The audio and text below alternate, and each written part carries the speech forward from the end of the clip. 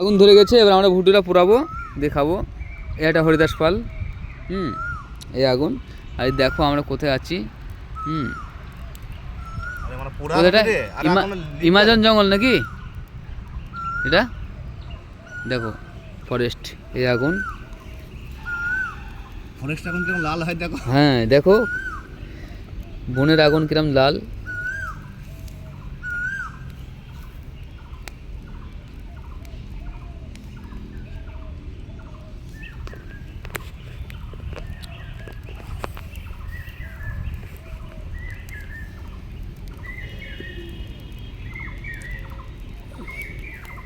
টুকতে নাও। ওহ সেই স্বাদ লাগবে গো।